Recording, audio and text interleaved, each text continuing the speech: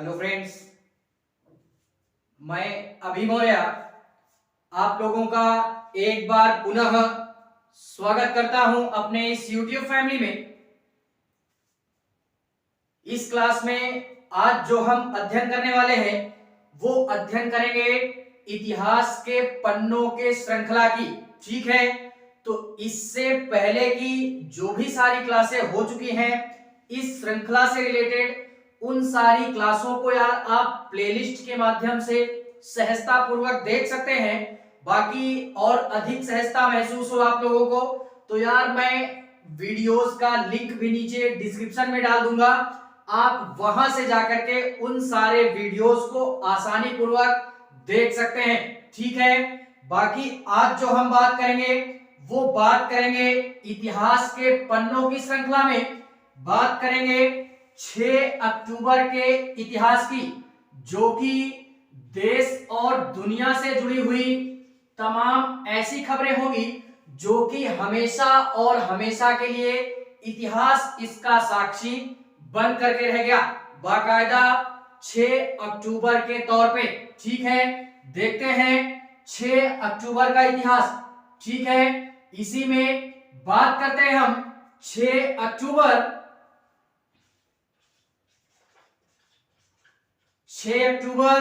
1860 की बात करते हैं।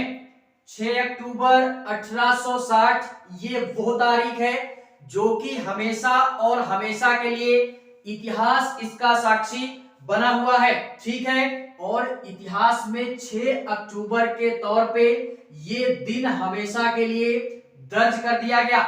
इस दिन क्या होता है कि हम लोगों ने यार सुना होगा इंडियन पिनल कोड यानी भारतीय दंड संहिता, इसको पारित किया गया था 6 अक्टूबर 1860 को।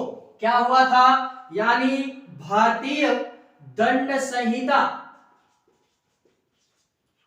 भारतीय दंड संहिता जिसको हम इंडियन पिनल कोड के नाम से भी जानते हैं या इसको हम आईपीसी बोलते हैं। आईपीसी की जितनी भी धाराएं होती हैं वो इसी के माध्यम से होती है, यानी एक प्रकार की यह कानूनी किताब है। एक बात यहाँ पे ये याद रखेंगे कि आर्टिकल और ये आईपीसी दोनों अलग अलग चीजें हैं, अनुच्छेद और आईपीसी दोनों अलग अलग हैं। ठीक है, तो इंडियन पिनल कोड,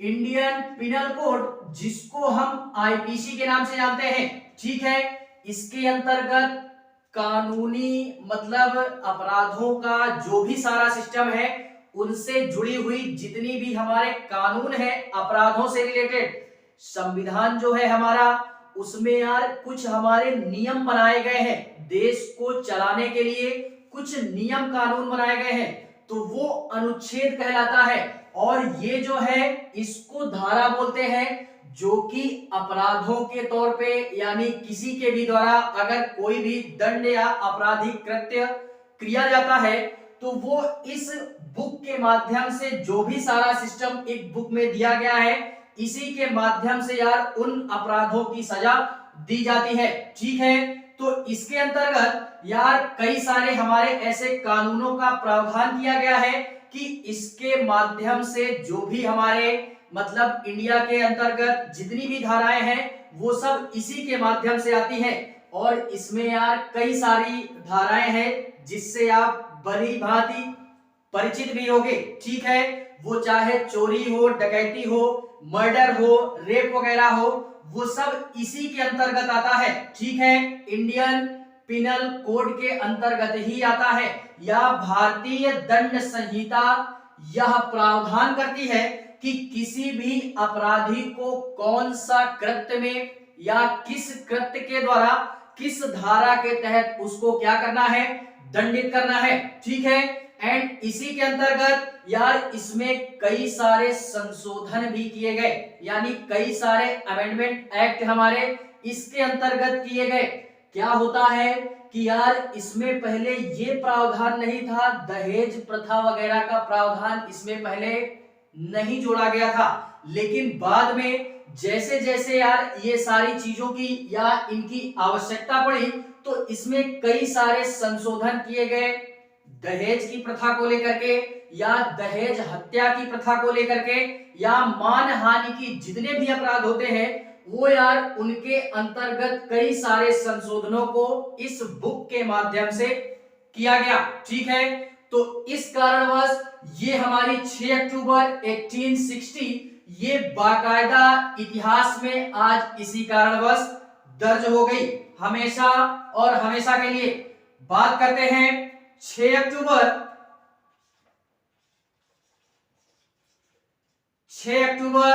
1927 यानी 1927। इसमें यार कुछ चीजें मैं पहले भी बोल चुका हूं कि जितने भी बॉलीवुड की खबरें होंगी या बॉलीवुड से रिलेटेड जितनी भी हमारे घटनाएं होंगी उनको हमें केवल माइंड में सेट करके रखना है, बाकी इतना इंपॉर्टेंट है नहीं। ठीक है, तो 1927 में क्या होता है कि एक हमारी फिल्म रिलीज होती है जिसको हम द जैज सिंगर के नाम से भी जानते हैं। अब यार बहुत सारे लोग बोलेंगे कि फिल्में तो यार कई सारी रिलीज होती हैं, तो खास बात क्या है? कुछ ना कुछ खास होगा तभी इतिहास में दर्ज होगी, अन्यथा कई सारी ऐसी घटनाएं होती रहती हैं यार हर दिन या पर डे जिनको इतिहास में दर्ज नहीं किया जा सकता। ठीक है, उस घटना के मतलब उस घटना में कुछ ना कुछ खास होगा तभी इतिहास में बाकायदा दर्ज किया जाएगा। एंड 1927 में द जैज सिंगर यानी पहली फीचर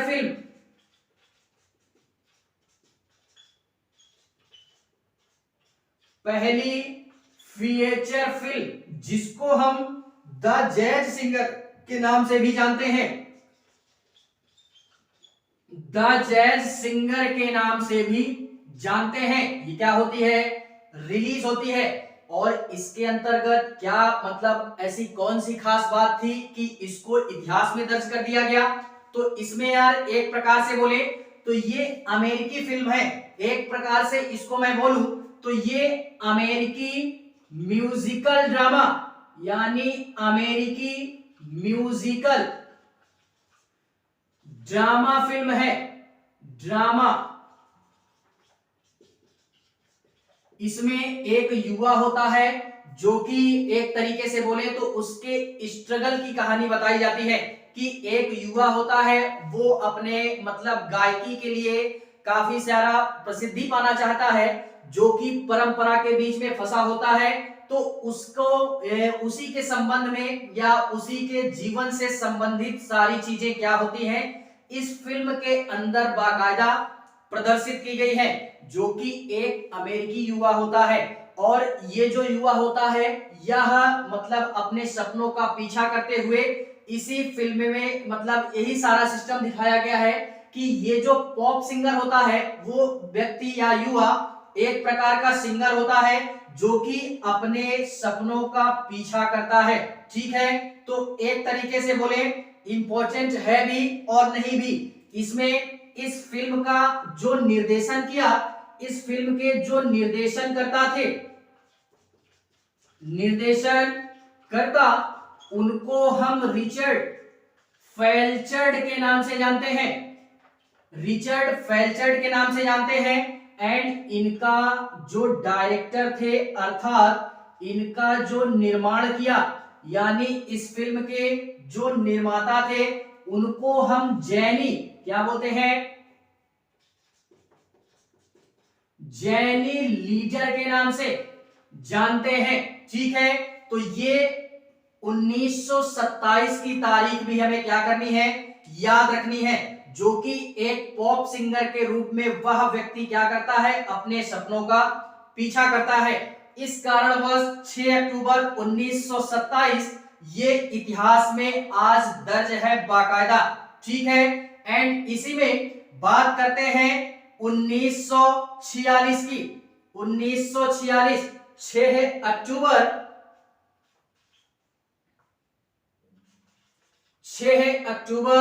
1946 की बात करते हैं। ये वो तारीख है कि ये भी अपने आप में विरली और अनूठी है, जिस कारणवश इतिहास इसका साक्षी बना है बाकायदा 6 अक्टूबर के तौर पे। ये भी बॉलीवुड से रिलेटेड ही है। नाम सुना होगा, जाने पहचाने अभिनेता हमारे, जिनको हम विनोद खन्ना के नाम से जानते हैं, उनका क्या होता है, जन्म होता है। विनोद खन्ना का क्या होता है, जन्म होता है। और कहां पे होता है, पाकिस्तान के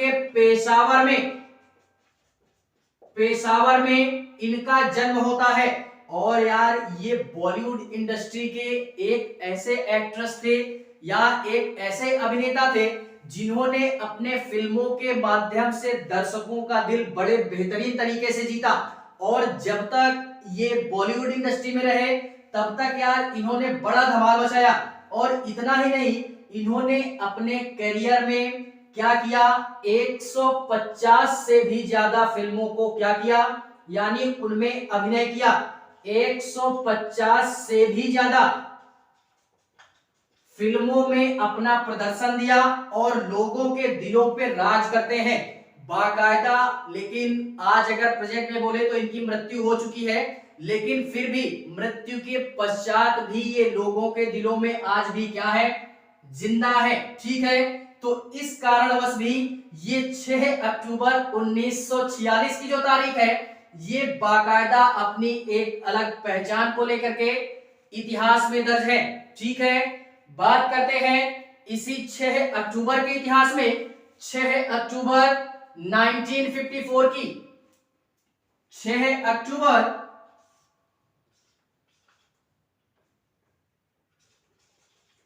1954 यानी 1954, ये थोड़ा सा इंपॉर्टेंट है। पहला 1860, ये याद रखना, मतलब आज की डेट में अर्थात 6 तारीख की डेट में। एंड उसके पश्चात में ये 1954, इसको भी याद रखना है। क्या होता है इसमें होता है कि पहली बार राष्ट्रीय स्वास्थ्य योजना, इसकी घोषणा की गई थी। राष्ट्रीय स्वास्थ्य योजना की घोषणा कब की गई, 1954 में। किसने की, पंडित जवाहरलाल नेहरू, जो कि पूर्व प्रधानमंत्री रह चुके भारत के। ठीक है, तो पंडित जवाहरलाल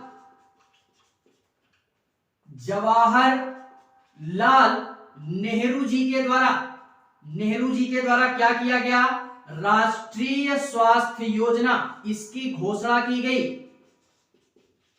राष्ट्रीय स्वास्थ्य योजना, इसकी घोषणा की किसने की, जवाहरलाल नेहरू जी ने।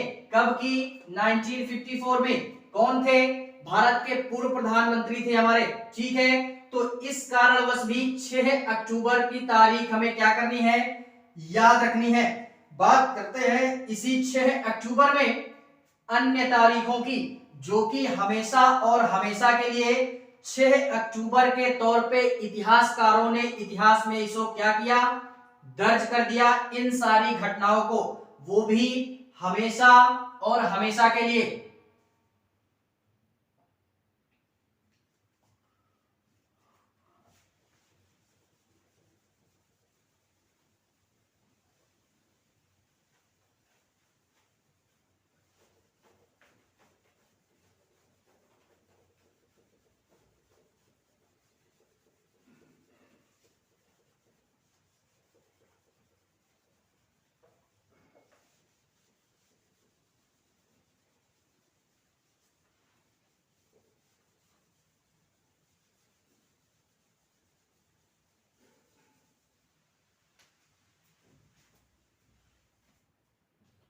देखते हैं इसी में 6 अक्टूबर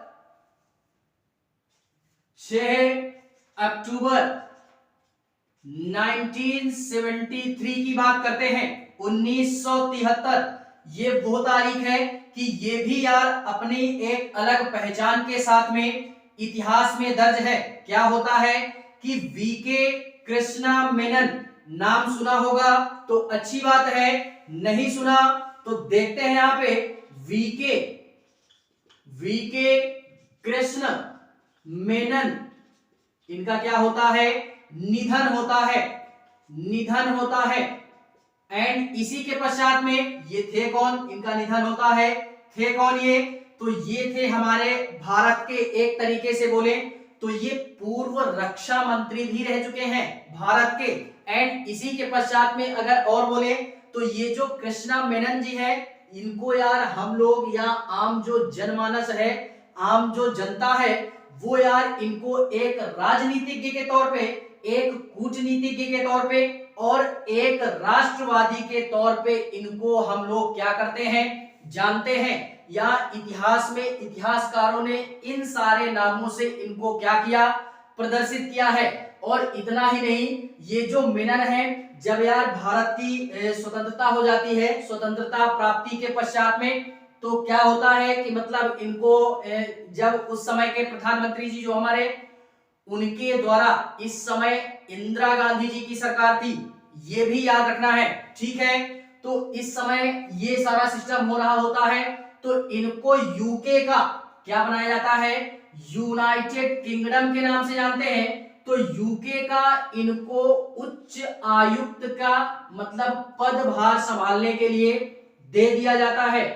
यूके का उच्चायुक्त नियुक्त किया जाता है और इस पद पे इन्होंने क्या किया, काफी समय तक काम किया। भारत की तरफ से यूके में इस पद को इन्होंने क्या किया, ग्रहण किया था। एंड इसी के पश्चात में 1956 के आसपास आकर के, आई थिंक यानी 1956 के आसपास में इनको क्या किया जाता है कि बिना किसी विभाग के, मतलब इनको किसी भी प्रकार का कोई विभाग प्राप्त नहीं था, लेकिन फिर भी ये केंद्रीय मंत्रिमंडल में, अर्थात बोले तो केंद्र में इनको एक मंत्री का पद भी दिया गया था बिना किसी विभाग का, ठीक है, केंद्र में। और इतना ही नहीं यार, ये एक तरीके से बोले तो ये राज्यसभा के सदस्य भी रह चुके हैं। तो इनको इन सारी चीजों के लिए भी हमें क्या करना है, याद रखना है, जो कि इतना पर्याप्त है, ठीक है। एंड इसी के बाद में बात करते हैं 1973 के पश्चात में 1987 की।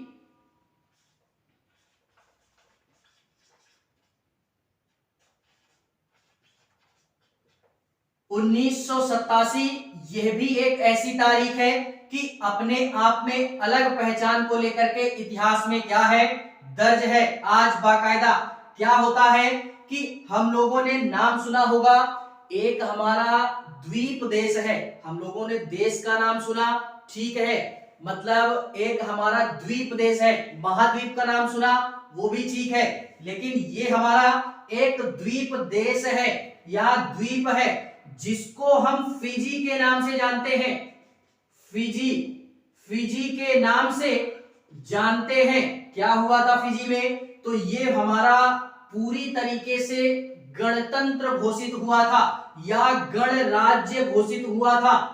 गणराज्य घोषित होता है, इस शब्द को पकड़ना है हमें। गणराज्य से तात्पर्य क्या है, गणराज्य घोषित होता है, गणराज्य से तात्पर्य यही है कि पूरी तरीके से स्वतंत्र हो जाता है, ठीक है। एंड इसी के पश्चात में ये जो फिजी है, ये है कहां पे, तो ये हमारा अगर एक तरीके से बोले जलीय क्षेत्र के हिसाब से अगर मैं बोलना चाहूं तो ये दक्षिणी महासागर, कहां पे, दक्षिणी महासागर, दक्षिणी महासागर के मतलब पास में ही एक हमारा स्थान पड़ता है जिसको हम मलेशिया वगैरह बोलते हैं। तो उसी मलेशिया नामक स्थान पे या जो भी हमारा द्वीप है वो भी एक द्वीप ही है, वहां पर स्थित हमारा एक ये द्वीप देश है, ठीक है, फिजी। और अगर बात करें स्थल टाइप से, यानी ये तो जलीय क्षेत्र के हिसाब से देखा,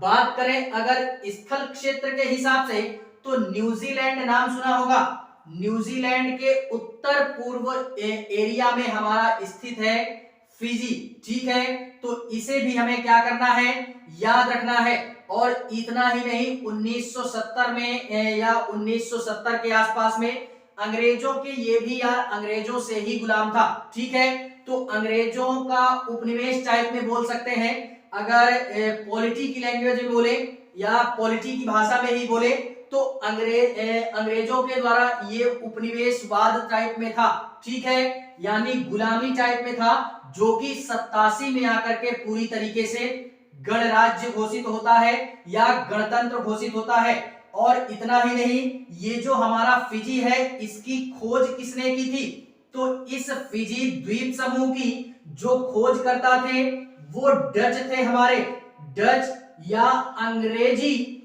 अंग्रेजी या अंग्रेज खोज करता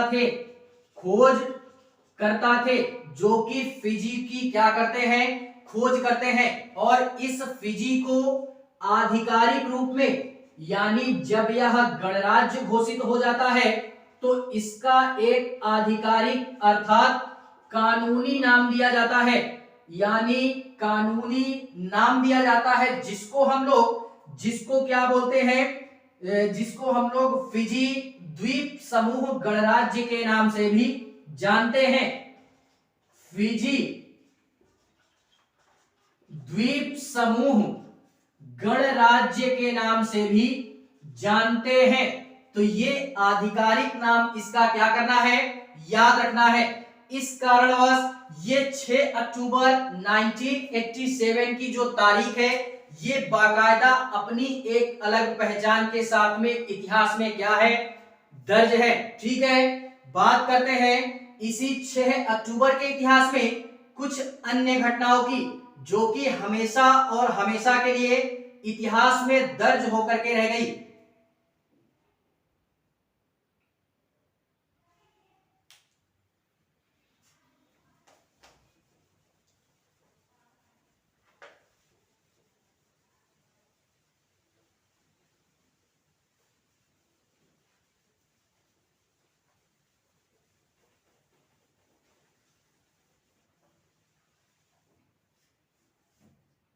देखते हैं इसी में 6 अक्टूबर 1989 की बात करते हैं, यानी 1989।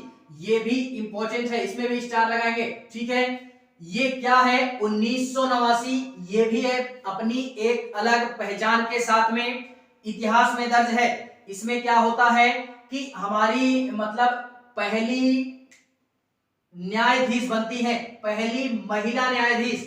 कौन थी हमारी पहली महिला न्यायाधीश, कहां की, वो भी सर्वोच्च न्यायालय की, यानी सर्वोच्च न्यायालय की, सर्वोच्च न्यायालय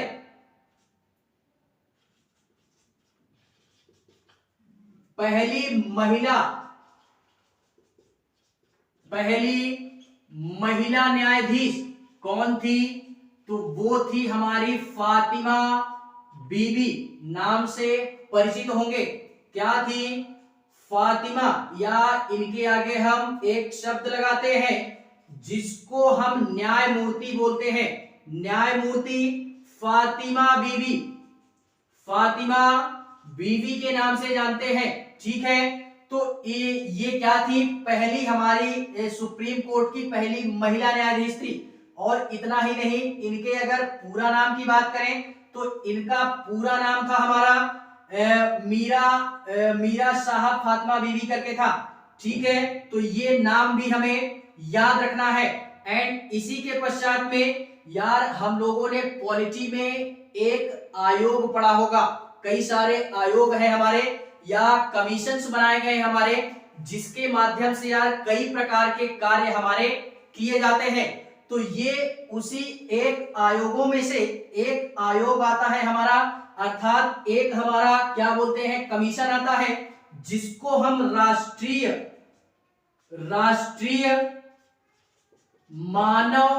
मानवाधिकार आयोग के नाम से भी जानते हैं। राष्ट्रीय मानव अधिकार आयोग। इस आयोग के अंतर्गत मनुष्यों के संदर्भ में या मानवों के संदर्भ में कुछ हमारे अधिकार प्राप्त हैं, जो कि इस आयोग के अंतर्गत वो सारी बातें बोली गई हैं। ठीक है, राष्ट्रीय मानव अधिकार आयोग, इसकी ये सदस्य भी रह चुकी थी। कौन? ये हमारी फातिमा बीबी। ये जब मतलब सेवानिवृत्त होती हैं, यानी जब रिटायरमेंट होती हैं न्यायाधीश के पद से, तब ये इस मतलब आयोग का सदस्य बनती हैं। और इतना ही नहीं यार, ये तमिलनाडु की राज्यपाल भी हमारी क्या होती है? रह चुकी होती है। तो इतनी सारी चीजें हमें फातिमा बीबी जी के संदर्भ में याद रखना है। ठीक है, इसी कारणवश बाकायदा ये फातिमा बीबी जी 6 अक्टूबर के इतिहास में अपना नाम दर्ज करवा करके रह गई। ठीक है, बाकायदा दर्ज हो भी गया। ठीक है, एंड इसी के पश्चात में 1989 की बात करते हैं। 6 अक्टूबर 1993 की बात करते हैं। 1993 ये वो तारीख है कि ये भी अपनी एक अलग पहचान को लेकर के इतिहास में हमेशा और हमेशा के लिए आज दर्ज है। ठीक है, इसमें क्या होता है कि ये भी थोड़ा सा इंपॉर्टेंट है, इसको भी याद रखना है। इसमें हम लोग बात करते हैं मेघनाथ साहा, उनका जन्म होता है। मेघनाथ साहा जी का क्या होता है? जन्म होता है। कहां पे होता है? तो एक हमारा प्रेसिडेंसी क्षेत्र था। कौन सा प्रेसिडेंसी था वो? बंगाल प्रेसिडेंसी क्षेत्र। बंगाल प्रेसिडेंसी क्षेत्र था, यानी प्रेसिडेंसी क्यों बोला इसको? ईस्ट इंडिया कंपनी ने अपना प्रचार प्रसार बड़े ही बेहतरीन ढंग से किया था। ठीक है, तो ये बंगाल प्रेसिडेंसी क्षेत्र था, या एक तरीके से बोले तो हमारा बांग्लादेश भी पड़ जाता है, क्योंकि यार बॉर्डर टाइप में भी पड़ता है। पश्चिम बंगाल इधर साइड में हमारा बांग्लादेश पड़ जाता है। तो दोनों स्थान हमें याद रखने हैं। एक हमारा बांग्लादेश भी याद रखना है।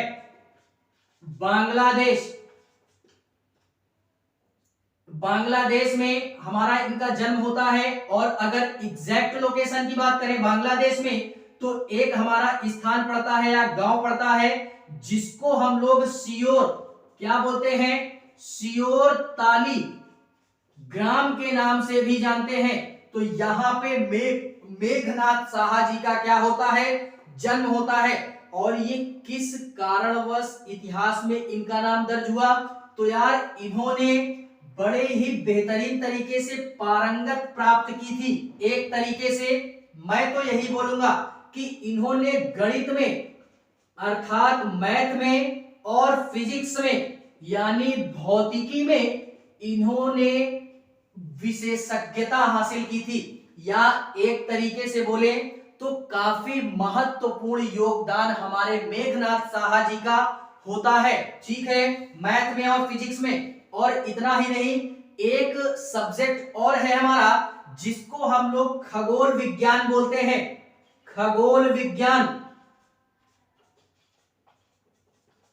इसमें भी इन्होंने विशेषज्ञता हासिल की थी। और इस खगोल विज्ञान के संदर्भ में इन्होंने एक हमारा इक्वेशन दिया था, यानी एक हमारा इक्वेशन कौन सा देते हैं? जिसको हम लोग साहा इक्वेशन के नाम से भी जानते हैं, यानी एक प्रकार का समीकरण देते हैं, साहा समीकरण के नाम से भी जानते हैं। इस समीकरण के अंतर्गत साहा जी ने ये बोला कि जो भी हमारे तारे हैं, तारों के संदर्भ में और तारों के साथ साथ में जो भी हमारे उनसे जुड़ी हुई खगोल से रिलेटेड, यानी खगोल से रिलेटेड जो भी है तारों के संदर्भ में, एंड ऊपर हमारा जो भी सूरज वगैरह है या जो भी हमारे पिंड वगैरह है, उनके संदर्भ में इन्होंने एक बड़े ही बेहतरीन तरीके से भौतिकी और रासायनिक स्थिति की क्या की है? व्याख्या की है। किसके संदर्भ में?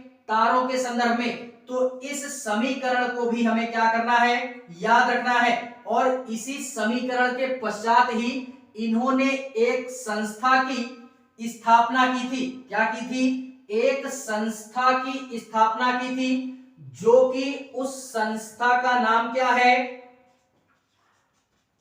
संस्था की स्थापना करते हैं ये, इस संस्था का नाम है हमारा साहा